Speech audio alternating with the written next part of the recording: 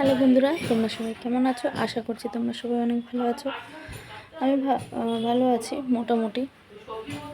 যে যেরম রেখেছে বলতে আমার তো যে যেরম রেখেছে বলতে আর কি, মা তো মায়ের মতো হয়ে গেছে। আর আমার হাজব্যান্ড যেরকম হাসি খুশি রেখেছে সেরকমই আমি আছি। তো তোমাদেরকে আমি আমার চ্যানেলে আবার স্বাগত জানাচ্ছি, কারণ সত্যি আমার সাথে এমন একটা দুর্ঘটনা ঘটে গেছে যার কারণে তোমাদের সাথে আমি আবার প্রায় দু আড়াই মাস পর তোমাদের সাথে আবার ভিডিও করছি। কারণ কি হচ্ছে গিয়ে আমার বুকের একটা পাঁজর ভেঙে গেছে, ঠিক আছে? কারণ একটা এমন দুর্ঘটনা ঘটে গেছে, বলে বোঝাতে পারবো না যে আমার সাথে এমন কি হয়েছে, ঠিক আছে? আমি যাকে ভালোবাসি সেই আমার জীবন দিয়ে চলে যায়। আমি ভালোবাসতাম তাকে। কি বলবো আর, কিছু বলার ভাষা নেই। তাকে আমি হারিয়ে ফেলেছি, এমন জায়গায় চলে গেছে সে, তাকে আমি আর পাবো না। তো তার তোমাদের সাথে এতদিন ভিডিও শেয়ার করতে পারিনি, তার জন্য আমি তোমাদের কাছে ক্ষমা প্রার্থী। এখন হচ্ছে গিয়ে কারেন্ট নেই, খুব গরম, এমনি গরমকালে তার মধ্যে কারেন্ট নেই, অবস্থা খুবই খারাপ। খুব গরম লাগছে। আর তারপরে হচ্ছে গিয়ে এখন যাব মায়ের কাছে, কারণ মা একটু ডেকেছে। এখন মা ডাকছে বলে মার কাছে যেতে হবে, কারণ অনেক কারণ আছে। তো এখন মার বাড়িতে যাব, স্নান করব, বোন আসবে এক্ষুনি। বোন আসবে, আমি স্নানটা করব, স্নান করে একবারে ওই বাড়িতে গিয়ে তোমাদেরকে আমি দেখাচ্ছি যে কি হয়েছে, ঘটনা না হয়েছে সব আমি তোমাদেরকে বলবো। শুধু এখন বলবো না, আমি স্নান টান করে একটু ওই বাড়িতে যাই, ফ্রেশ হয়ে যাই, তারপরে আমি তোমাদেরকে সব বলবো। এখন সব বাসি কাজ সেরে নিয়েছি, এখন স্নান করে মা ফোন করে বলছে একটু আয়, আর আমি ঠিক আছে যাচ্ছি, এমনি ডাকছে যাওয়ার জন্য। তো এখন যাব, আছি মোটামুটি আছি, খুব খারাপ বা খুব ভালো এরকম নয়, ভালো থাকার জন্যই হাসি খেলা চলছে। কিন্তু কি বলবো, আর তো কিছু বললাম না। তো চলো মার বাড়িতে যাই, তারপরে তোমাদেরকে এবার দেখাচ্ছি। আমি মায়ের বাড়িতে চলে এসেছি। তো তোমাদেরকে আমি একটা জিনিস দেখাতে যাব, যার কারণে আমি বলেছিলাম যে এই কটা মাস আমার খুব অসুবিধা হচ্ছিল। শুধু আমার একার না, মা বাবার সবার। আর সবার বলতে আমার মায়ের বেশি কষ্ট। একটা দুর্ঘটনা ঘটে গেছে, তো আমি উপরের ঘরে যাই, তোমাদের আমি দেখাচ্ছি। তো তোমাদেরকে যেটা বলছিলাম, আমার বাবা হচ্ছে কি মারা গেছেন বলতে সুসাইড করেছে। তো তোমাদেরকে আমি দেখাচ্ছি, ওই ওপরের ঘরেই করেছে, কোথায় করেছে এবার আমি সেটাও দেখাবো। আমার আসলে কি বলতো, আমার খুব কম বয়স। আর দাঁড়ো দেখাচ্ছি, এইখানটা দাঁড়িয়েছিল, এইখানটা করেছিল, এইখানটা এরকম দাঁড়িয়েছিল, ওই যে ওনার ফটো, এই যে আমার পাপা। তো আর কি বলবো, লাস্ট উনি এখানেই এই ঘরেই কাটিয়েছিলেন। অনেক পুরনো স্মৃতি আছে যা তোমাদেরকে বললেও শেষ হবে না। এই যে এতটা বড় ঘরের পুট্টি করা উনি সব করেছে একা। তারপরে আমাদের নিচের ঘরের যে পুট্টি করা সেটাও একা উনিই করে। অনেক কিছু ব্যাপার হয়েছে তোমার সাথে। এরকম ঘটনাটা ঘটেছে 23 জুন, ফেব্রুয়ারি মাসের 23 তারিখ। 22 তারিখে ওনার সাথে আমরা ভালো মতো কথাবার্তা সব কিছু বলেছি, সব কিছু ভালো মতো 22 তারিখে বলেছি। 23 তারিখে ওনার কী হয়েছিল আমি জানি না, কিন্তু মার সাথে কথাবার্তা সব বলেছে। মা এই বাড়িতে দিয়ে আবার ওই বাড়িতে গেছিলো, তোমাদের তো দেখিয়েছিল আগের ভিডিওতে, কোথায় দেখেছিল যে আমার মা যে ভাড়া বাড়িতে থাকে সেই বাড়িতে গেছিলো। এটা আমার বাবার নিজের বাড়ি, সবাই একসাথে আমরা থাকি। কিন্তু হচ্ছে কি একটু ড্রিঙ্ক করে ফেলেছিল, অতিরিক্ত বলতে আমরা পোস্টমর্টম রিপোর্টে আমরা পেয়েছিলাম 250 ml অ্যালকোহল, বেশি পাইনি। কী হয়েছিল আমরা নিজেও জানি না, তো আর কিছু বলতে চাই না। সেটা আমাদের দুজনকে খুব ভালোবাসি। এই যে আমার বিয়ে হয়ে যাওয়ার পরও একটা মানুষ বলে যে বিয়ে হয়ে যাওয়ার পরও কিন্তু বাবা মা পর করে দেয়, কিন্তু একদমই না। আমার বাবা সেটাই একদমই করেনি। আমার বাবা হচ্ছে সবসময় আমাকে নিয়ে শোনায় বলতে অন্তপ্রাণ আর শোনালি, কিন্তু হচ্ছে কি আমাদেরকে যাওয়ার আগে একটা কথাও বলে গেল না যে অন্যদিন আমাদের বাড়িতে আসে, সেই দিনটা আর আমাদের বাড়িতে আসেনি। আমি ভেবেছিলাম যে মার সাথে এমনি কথা হয়েছিল যে পাপা কী করছে না করছে, এমনি কথা হয়েছিল বাবার মানে মার সাথে। ভেবেছিলাম ফোন করবো, সন্ধ্যাবেলা আমাকে ফোন করবো, কিন্তু হচ্ছে গিয়ে আমরা ঘুমিয়েছি 4:30-5টা। আর সবাই একটা লোক বলেছে মানে আমি যেখানে ভাড়া বাড়িতে আগে থাকতাম দিনেশনগরে, উনি নাকি 4টে এই 5টা নাগাদ এরকম নাকি দিনেশনগর পর্যন্ত ঘুরেছে। তো আমি একটাই কথা ভাবলাম যে সেরম যদি হতো তাহলে আমাদের বাড়িতে একবার ঘুরে এসে, বা আমাকে প্রত্যেকবার যেরকম কোনো অভিযোগ হলে আমার কাছে চলে আসতো যে শুনে আমার এরকম হয়েছে বা ওরকম হয়েছে। এবারে কিন্তু উনি সেটা করেনি, উনি আমার কাছে এক ফোঁটা মানে এসে কোনো কথা না বাচ্চা কিচ্ছু করেনি। আমি ভেবেছিলাম সন্ধ্যাবেলা ফোন করবো, তারপরে আর সন্ধ্যাবেলা ফোন করতে পারিনি, কারণ আমি ঘুমিয়েছি 5টার সময়। বিশ্বাস করবে না, সেদিন এমন মরার ঘুম ঘুমিয়েছিলাম 7:30 না, এই 7:15 নাগাদ আমি ঘুম দিয়ে উঠেছি। তারপরে আমার ছেলে গেছিলো আমার শাশুড়ির কাছে, তো আমি ওকে আনতে গেছিলাম, তোমাদের দাদা আমি মিলে আনতে গেছিলাম। তো ওখান দিয়ে নিয়ে আসার সময় 7:30 নাগাদ, হ্যাঁ 7:30 পৌনে 8টা নাগাদ মা আমাকে ফোন করে বলছে তো পাপা না কথা বলছে না। তো আমি কী বলছি, তো আমার তো মনে খুচখুচ করছে, আমার হয়তো বেশি ড্রিঙ্ক করে ফেলেছে। দুপুর মা বলেছিল যে তোর বাবা ড্রিঙ্ক করেছে, তো বেশি ড্রিঙ্ক করে ফেলেছে, ওই জন্য বোধহয় আর সাড়া দিচ্ছে না। আমি গেলে বোধহয় জোরে জোরে না গেলে উঠবে, সাড়া দেবে, শুয়ে আছে, আমি এরকম ভেবেছিলাম। তারপরে দেখছি মা এসে অজরে কাঁদছে। তারপর না মাঝখানে আমি তারপরে 3 থেকে 4বার ফোন করেছিলাম যে এটা বলার জন্য যে যদি সেরকম দরজা ফরজা আটকে রাখে দরজা ভেঙে দাও, দরজা ভেঙে ফেলে জোরে জোরে ডাকো, পারলে জল ছিটা দাও, জল ঢেলে দাও গায়ে, সেটা করো। কিন্তু না, ওরা ফোন ধরতে পারেনি। তারপরে এসে দেখছি মা এরকম অঝরে কান্না করছে, শুয়ে মাটিতে গড়াগড়ি খেয়ে কান্না করছে, আমাকে বলছে তোর বাবা নেই, তোর বাবা নেই। আমি বিশ্বাস করতে পারিনি। তারপরে আমি বলছি না, এটা হতে পারে না, আমাদের পাপা আমাদের কাছে আছে। ওনাকে এত আদরে আমি পাপা বলে ডাকতাম, আমরা দুজনেই আমরা পাপা বলেই ডাকি। পাপা কিছু হয়নি, পাপা আছে কিছু হয়নি, দেখো আমি গিয়ে ডাকবো উঠে যাবে। তো আমি তো এরকম অবস্থায় শুনি, আমি তো সিঁড়ি দিয়ে গড়িয়ে রীতিমতো উঠতে আমাকে দিচ্ছে না।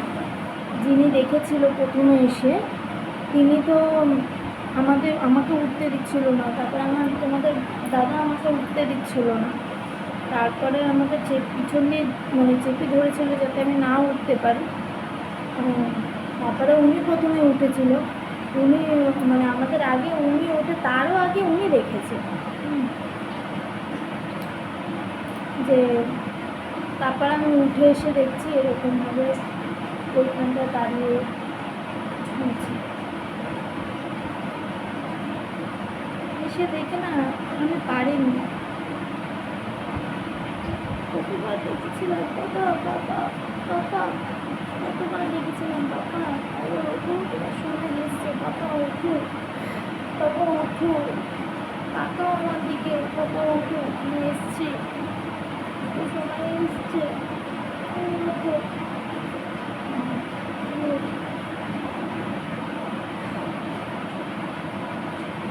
আমাদের বাড়ির লোক এত লোকের গাফিলতি বিশ্বাস করবে না আপনারা। একটা মানুষ 3টে দিয়ে তালা বন্ধ করে, যাই হোক আমি বলছি যে তোমাদের 5টার সময় আমি তালা খুলে আবার বাইরে গেছিলো, তবুও আবার এসে ঘরে তালা দিয়ে দিয়েছে। আমাদের বাড়ির লোকের এত গাফিলতি, একবার মানুষের দুবার আচ্ছা আমি ধরলাম মিনিমাম 5 থেকে 6বার ডাকলে একটা মানুষ না সাড়া দিলে বা না কিছু করলে, দেখা না দিলে, কিছু এরকম হলে আমরা সঙ্গে সঙ্গে গিয়ে ছুটে যাব কি হয়েছে না হয়েছে। কিন্তু এবারে সেরকম কেউ করেনি। তারপরে হচ্ছে হ্যাঁ মানছে, আমার বাবা 5টা 5:30টার সময় গেছিলো। আচ্ছা আমি দেখাবো একটা জিনিস, আমার বাবা ওই বক্সটার উপরে দাঁড়িয়ে পড়েছে, বক্সটা এই বক্সটার উপরে দাঁড়িয়েছিল, এই বক্সটার উপরে দাঁড়িয়ে এরকম করেছিল। আর দিয়েছিল, ঝুলেছিল হচ্ছে গিয়ে তোমার ক্রেপ ব্যান্ডেড দিয়ে, আমরা যেগুলো পায়ে ব্যথা হলে পায়ে বাঁধি, হাতে বাঁধি, ওই ব্যান্ডেড দিয়ে দিয়েছিল। একটা সামান্য একটা মানুষের ওয়েট নিতে পারে ক্রেপ ব্যান্ডেড? তোমরা বলো তো, সামান্য একটা ক্রেপ ব্যান্ডেড নিতে পারে একটা মানুষের ওয়েট? হ্যাঁ মানছি আমার বাবার রোগা সোগা ছিল, কিন্তু তবু তো একটা মানে। আচ্ছা আমি যদি বলতে নেই, এরকম একটা রোগা সোগা মানুষ কোনোদিনও মানবে? যাই হোক ওনার ইয়েতে ছিল, আর কিছু বলার নেই। কিন্তু তারপরে হচ্ছে গিয়ে ব্যাপারটা হলো, তারপরে উনি এসে আবার কি আমাদের বাড়ির আমার ঠাম্মা নাকি বক্সটা যখন ফেলেছে পা দিয়ে, তখন আওয়াজ পেয়েছে, একটা ধুম করে আওয়াজ হয়েছে। আমার মেজো জেঠুকে বলেছে, আমার মেজো জেঠু গেট খোলেনি, তালা ভাঙেনি, বলছে আমি কী করবো তাতে। আমার ঠাম্মা বলছে দেখ না একটু কেরম আওয়াজটা হলো, তুই গিয়ে দেখ তো।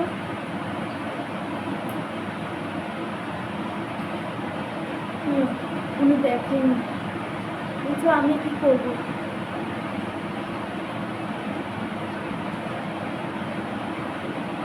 আপনারা বলুন এগুলো কিসের গাফিলতি?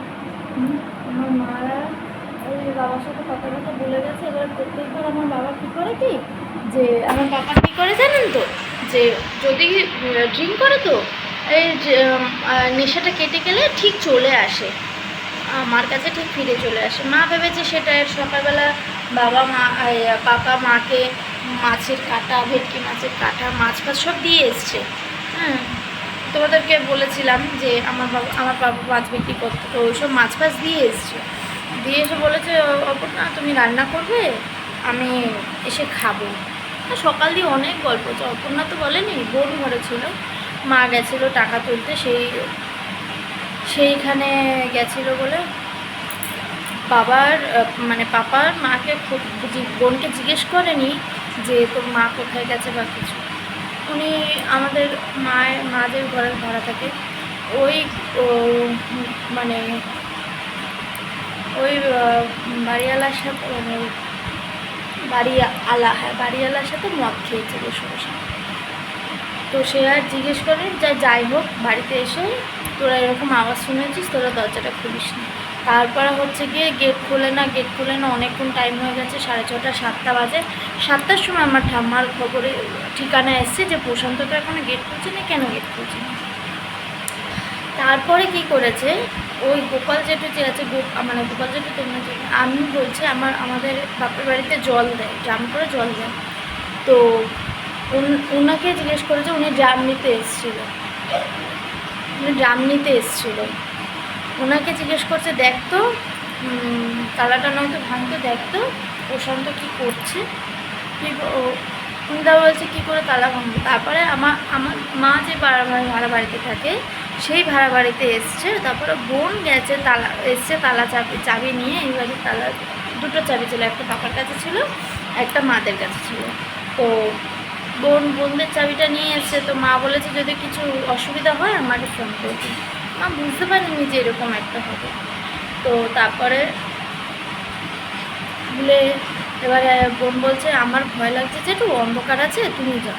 এবারে জেঠু কী করেছে, ওই ফ্ল্যাশ লাইটটা জ্বালিয়ে সারা ঘর পুরো অন্ধকার, নিচের ঘরও অন্ধকার, উপরে ঘরও অন্ধকার, সারা ঘর অন্ধকার। তো ওই জেঠু ফ্ল্যাশ জ্বালিয়ে এসে দেখছে এরকম অবস্থা। তারপরে তো আমার মাকে ফোন করে বোন মাকে ফোন করে বললো, মা আবার আমাকে ফোন করে বললো, মা এসে দেখেছে এরকম অন্ধকারে, মা ভেবেছে শুয়ে আছে বিছনায়।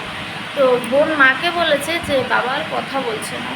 হ্যাঁ, তো পাপা আর কথা বলছে না, এই জিনিসটা মা ভেবে মাও আমার মতোই ভেবেছে যে শুয়ে আছে, কথা বলছে না।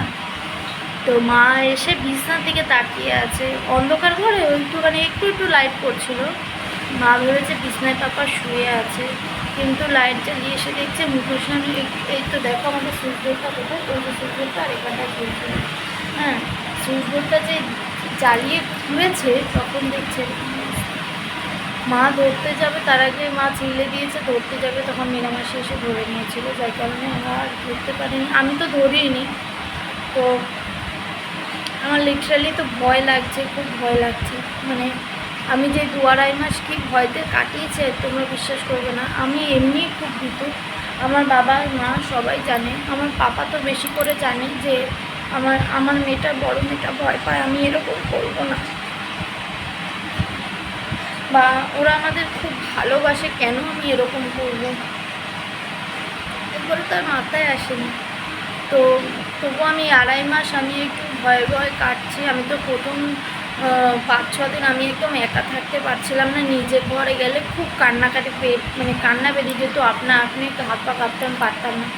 এখন তবু যে ঘরটায় এখন আছি অনেকটা বেটার আছে, অনেকটা ভয়টা কাটিয়ে এসেছি, অনেক সাহস করে এখন ওপরে ঘরে আমি একা এসেছি। কারণ আমি খুব সচরাচর একা আসি না।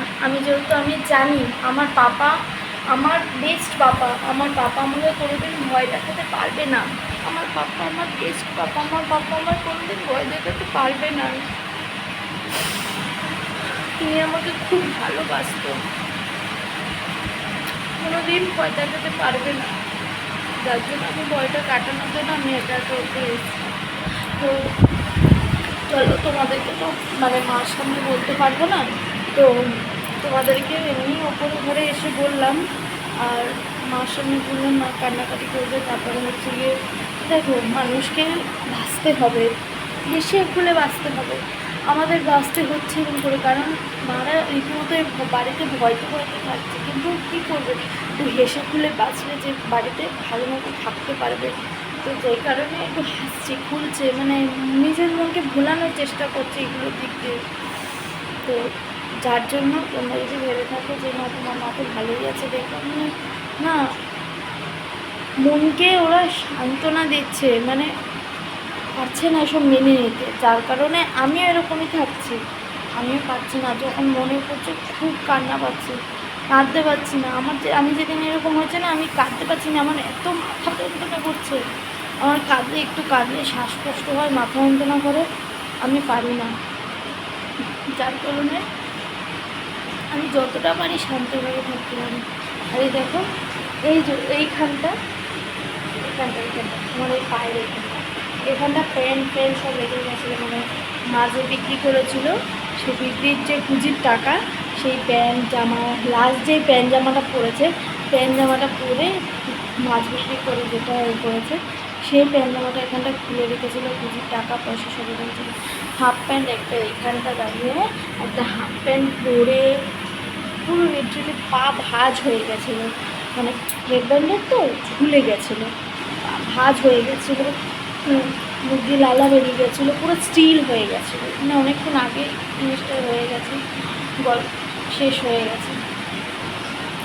তো আমি পুলিশের কাছে জানতে পারলাম যে এই জিনিসটা এমনই জিনিস যে গলায় পড়লেই জিভের গলার এই যে জায়গাটা আছে না, এই জায়গাটা বা এই জায়গাটা যদি পড়ে যায় না, একবার যদি জিভটা বেরিয়ে যায়, তোমার চেষ্টা কর, যদি তোমার মধ্যে সেই মানে শ্বাসটুকুনি আছে, তোমার হাত পা স্টিল হয়ে যাবে, তোমার নিঃশ্বাস চলবে, তোমার হাত পা স্টিল হয়ে যাবে, তুমি চেষ্টা করলেও পারবে না, এরকম একটা ব্যাপার। কিন্তু আমি সেটাই ভাবছিলাম যে আমার বাবা বোধহয় চেষ্টা করেছিল, আমার পাপা চেষ্টা করেছিল বাঁচার, কিন্তু পারেনি, বাঁচতে পারেনি। কী করবো, আমার কপালে ছিল। তো এত পর্যন্তই, আর কি বলবো, এটাই হচ্ছে আমার যার কারণে আমি নতুন ঘর নিয়েছি। আর তোমার আর একটা নতুন ভিডিওতে তোমাদের আমি সেটা শেয়ার করবো। আর তোমার দাদাভাই আমাকে আমার মনটা এত স্যাড ছিল বলে এত বড় একটা টিভি এনে দিয়েছে দেখার জন্য। তো তোমাদেরকে আমি সব শেয়ার করবো পরের ব্লগে। তো এখন চালাবো, বাড়ি যতক্ষণ না যাচ্ছে তো ততক্ষণ আমি তোমাদেরকে দেখাবো, ঠিক আছে? তো এটা ভেবো না যে আমি এখানে এসে তারা, তোমরা তো বোঝো, বলো যে কারোর বাবা হারিয়ে গেল বা মা হারিয়ে গেল কতটা কষ্ট হয়। বাবা হচ্ছে মেয়েদের জীবন, বাবা হচ্ছে মেয়েদের জীবন। হ্যাঁ, আমি মানছি আমি বলতে পারিনি কোনোদিনও, কিন্তু হচ্ছে গিয়ে আমি বাবাকে যতটা ভালোবাসি না, আমার বোনও বাসেনি, আমি আমার বাবার সব কাজ করেছি, শুধু মুখ আগুনে ছাড়া। যেহেতু আমার ছোট্ট একটা ছেলে আছে, কী হবে না হবে, আমি এর জন্য মুখ আগুনে ছাড়া আমি সব কাজ করেছি, সব। কাটা পুকুরে যাওয়া, বডি হাতে নেওয়া, সব কিছু আমি করেছি। পোস্টমর্টেম মতো আমি দেখেছি, বিশ্বাস করবো না, সে যে দৃশ্য আমি চোখে দিয়ে বলতে পারবো না। কোনো বেটা ছেলে হলে মানা যায়, আমি একটা মেয়ে ছেলে মানুষ, আমি সব করেছি আমার কথাটার জন্য।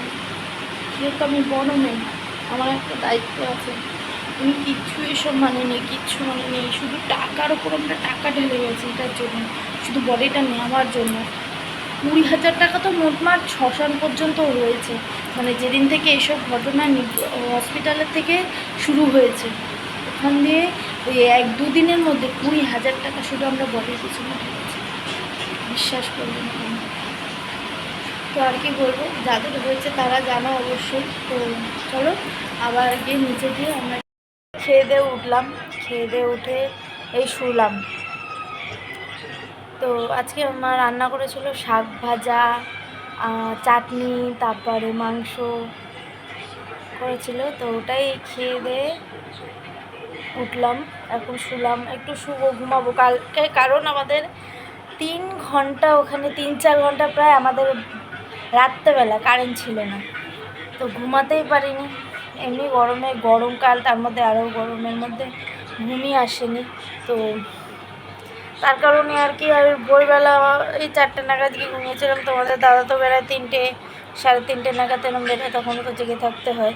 তারপর আমি ওই 4-4:30 নাগাদ গিয়ে ঘুমিয়েছি, আর ঠিকঠাক ঘুমটা হয়নি। 8টার সময় উঠেছি, 4 ঘন্টা ঘুমিয়েছি, এটা হয়নি ঠিক। দেখি যদি একটু ঘুম আসে তাহলে ঘুমাবো, তারপর আমি তোমাদের বাড়ি যাওয়ার সময় আমার মাও শুয়ে পড়েছে, মায়েরও খাওয়া দাওয়া হয়ে গেছে, বোন ওইদিকে শুয়ে গেছে, এখনও খাইনি, খাবে দাবে। তো তারপরে আমি তোমাদের একটু ঘুম দিয়ে উঠি, ঘুম দিয়ে উঠে তারপর তোমাদের তো আমি বাড়ি চলে এসেছি, তোমাদের দাদার সাথে বাড়ি চলে এসেছিলাম। ওই যে ঘুমিয়েছি মাদের বাড়িতে, বললাম না খেয়ে দিয়ে উঠে যে ঘুমিয়েছি। তো ঘুম দিয়ে উঠে এসছি, অনেক সন্ধে হয়ে গেছে, দেখতেই পাচ্ছ বাইরে সন্ধে কেন। আমি রান্নাবান্নাগুলো করব, যার কারণে আমি আর ভিডিওটার আর চালু করতে পারবো না। তো এখানেই এতটাই থাকলো, তোমরা সবাই ভালো থেকো, আর তোমরা সময় থাকতে বাবা মার গুরুত্বটা অন্তত দিও। এমন করো না যে বাবা এটা করছে না বা মা ওটা করছে না, আমি বাবাকে বা মাকে এরকম কথা শোনাবো, বা অন্য মনস্ক থাকছে তাকে আমরা ভুলভাল বলবো। তোমাদের মাদেরকে এরকম বললো যে কোনো সময় যাতে না করে এরকম, কারণ সেই জিনিসটা তো বুঝতে পারি, ফিলটা করতে পারি। বাবা মার সাথে কোনোদিনও খারাপ ব্যবহার করো না। আমি বাবা মাকে কোনোদিনও আমার খারাপ চোখে দেখিনি। মাঝখানে বললাম না, আমার বাবার যখন মেন্টাল প্রেশারটা পড়েছিল, ওনার এমন অবস্থা ছিল না, তোমাদেরকে দেখালে তোমরা বোধহয় বুঝতে পারতে, কিন্তু তোমাদেরকে তো দেখানোর ওরকম ছিল না, তো তোমাদেরকে তো দেখাতে পারিনি, যেই কারণে আমার আজকে পরিস্থিতিটা এরকম, আমাদের এরকম পরিস্থিতিটা হয়েছে। যদি ওনার কষ্টটা আমরা বুঝতে পারতাম যে কি হচ্ছে না হচ্ছে, যদি আমরা এরকমভাবে কষ্টটা বুঝতে পারতাম, তাহলে হয়তো আমাদের সাথে আজকে এই জিনিসটা হতো না। এদিকে আসো। আজকে হয়তো আমাদের সাথে এই জিনিসটা হতো না। উনি আমাদের সাথেই থাকতো, যদি ওনার কথাটা বুঝতে পারতাম যে এরকম ব্যাপারটা ওনার হচ্ছে, উনি বলতো। কিন্তু আমরা ভাবতাম যে বোধহয় ইয়ার্কি মারছে বা দোকান না দেওয়ার এরকম বাহানা দিচ্ছে, কারণ ওনার একার ওপরেই সংসার চলছিল না। উনি মাকে ইনকাম করতে দিতে যেত না, যেতে দিত না। উনি বলতো আমি চালাবো তোমাদের, তো যার কারণে যেতে দিত না। বাবারই উপরে চলতো, তো মা সারাক্ষণ বলতো কাজে যাও কাজে যাও, কাজে না গেলে কি করে খাবো, দোকানটা দাও। তোমাদের আগেই বলেছিলাম যে আমাদের মাছের ব্যবসা, বাবা মাছ বিক্রি করে একটা জায়গায় বসে, মানে আমাদের বাড়ির ওখানে, বাপের বাড়ি ওখানে বসে ব্যবসা করে। তো তোমাদেরকে বলেইছিলাম, কিন্তু উনি দোকান দিত না, ঠিকঠাক দোকান দিত না।